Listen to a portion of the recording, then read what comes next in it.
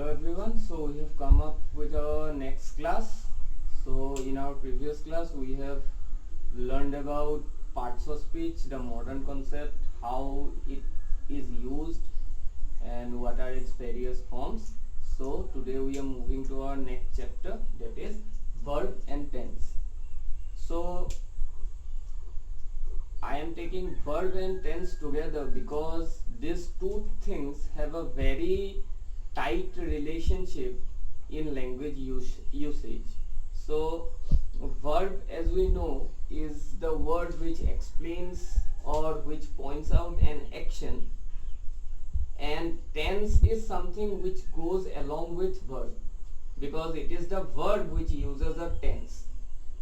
Now when coming to tense, what is a tense? Tense is equal to time. That means those actions which shows time are called to be tense action or time showing actions, but which we don't actually directly, which is not mentioned in conventional grammar, is that there are verbs which don't take tense or which does not take tense. So we cannot say that if it is a verb it will definitely take a tense. There are verbs which don't take a tense. So let's dig into this chapter and let's try to learn how the verb and tense functions in a language. So let me first start with verb. When it is said as a verb, verb is equal to a word which shows an action, and tense is the time. So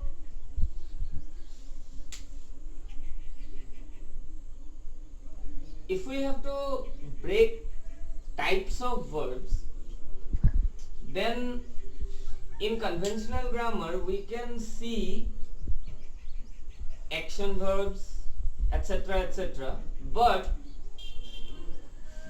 better going to that to learn the concept, we can learn it this way.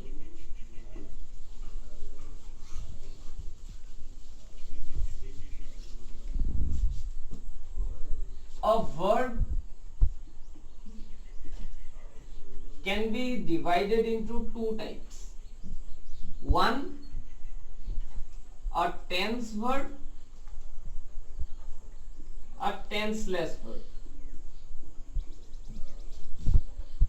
Tense verb are those verbs which shows an action with time, like killed, killing, will kill, etc. Now, what is this tenseless form?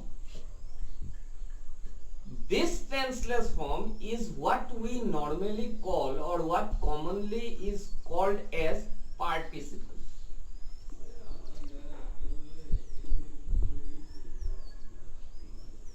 So when the question is asked, what is a participle?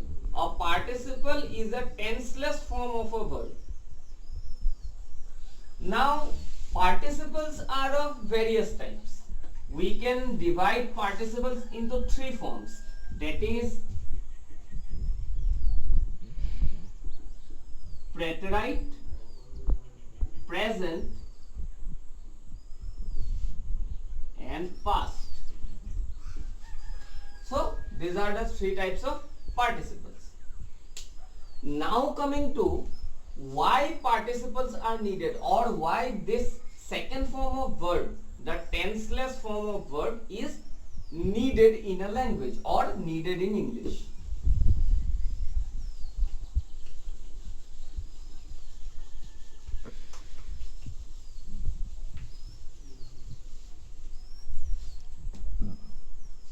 A language is always bound by some rules and protocols which are established in a certain period of time, in a certain point of time, and these rules are going on since then.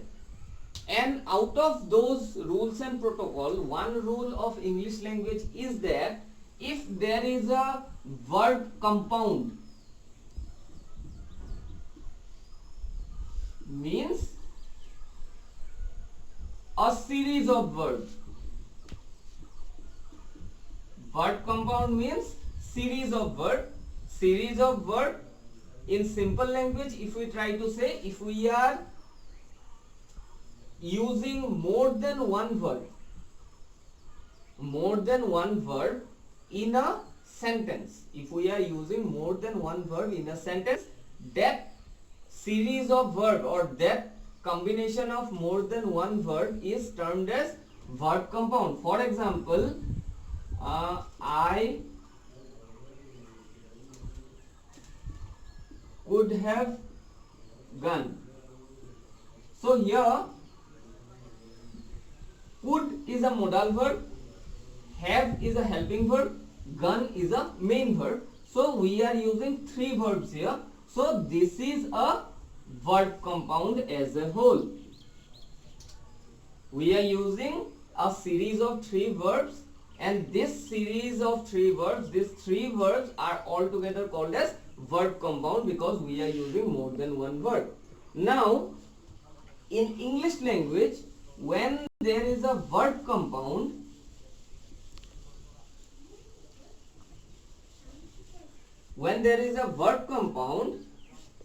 the, let's take could have gone is a verb compound.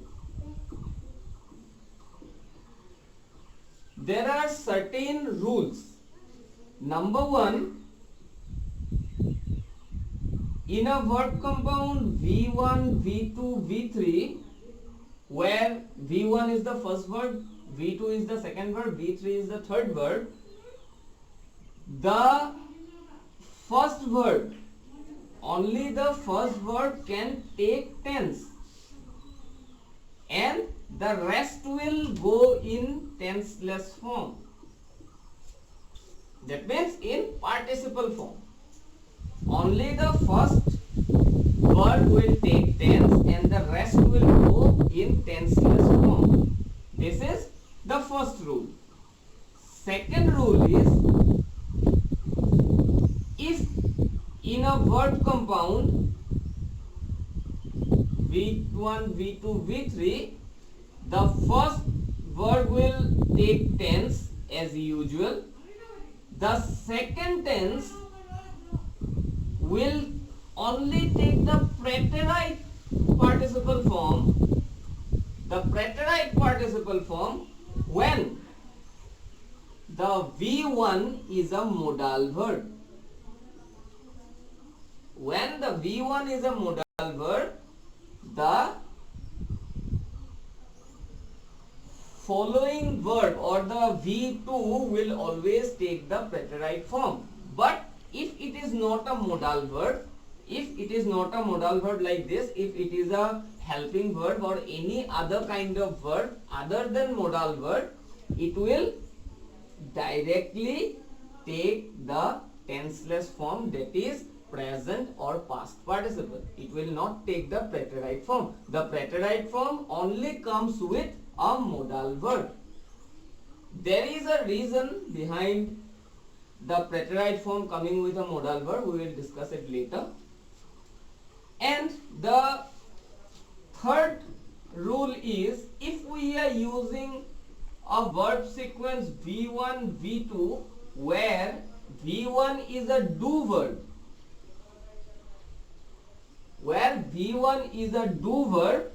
then also the V2 will take tenseless form as usual and the form will be preterite.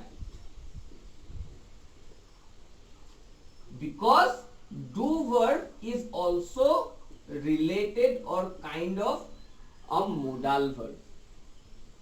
We will get to know what modal verb is and why does this happens in the later part of our class. So this is the rules and protocols used while using a verb compound in English language. And just because of these rules, just because the first one can only take tense and the other verbs in the compound cannot take tense, we need a tenseless form, and that is why the participles exist in English language.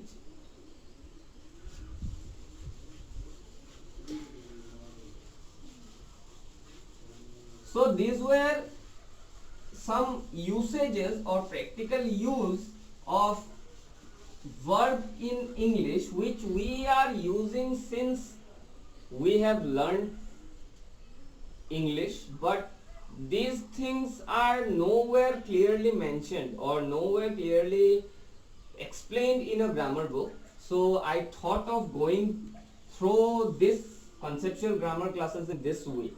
Now coming to kinds of verb, we have discussed types of verb, that is tense and tenseless. Now coming to kinds of verb, the first one will be definitely the main verb. Then comes the be verb or the auxiliary verb.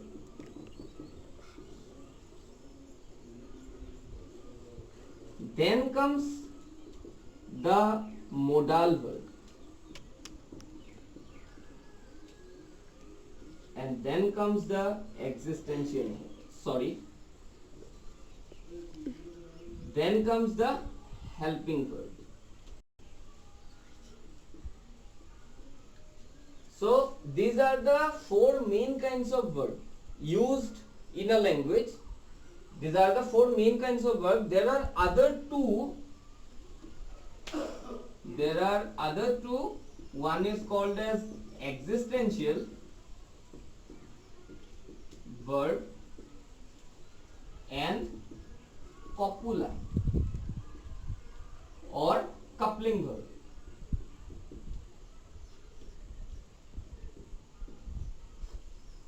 So these are the together 6 kinds of verb, out of which these 4 are the primary kinds and these 2 are the secondary kinds.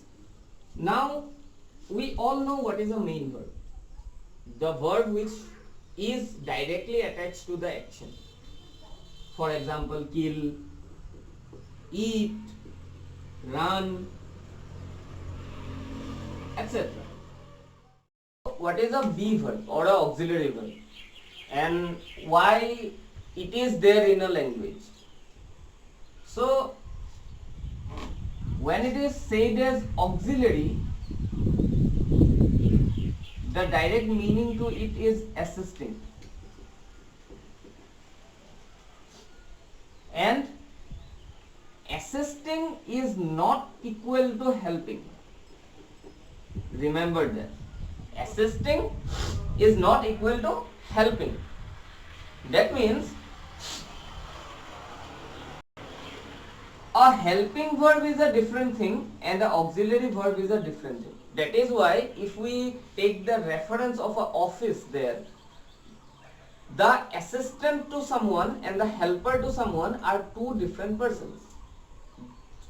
The main point is that when it is a helping verb, it has a different function. It has a different function. That means a auxiliary verb is that verb which helps the main verb to show the connection with something. The auxiliary verb is that kind of verb which helps the main verb to show the connection with something, and the helping verb are those verbs which helps the main verb to show the aspect of that action. One, the be verb shows the connection of that action, and the helping verb shows the aspect of that action. It helps the main verb to show the aspect of that action, and auxiliary verb helps the main verb to show the connection of that action. So this is what auxiliary verb is. So we everyone know what are the auxiliary verbs. Am, is, are, was, were. So now we all know am, is, are, was, were are helping, are auxiliary verbs, but there are more than this. Auxiliary verbs are not limited to this 5 only. There is be, being, and been. And why does this exist? This be, being, and been? Because am, is, are, was, were are tense forms. Are tense forms of be verb. But we are somewhere in a verb compound, we are supposed to be using the tenseless forms also. So where from the tenseless form will come if they don't exist? So these 3 are the tenseless form. This is the preterite form, the present participle form, and the past participle form. So this was on auxiliary verbs, or can say on kinds of verbs. So today in this class we have dealt with the main verb and the auxiliary verb. In our next class we will be dealing with the other 4.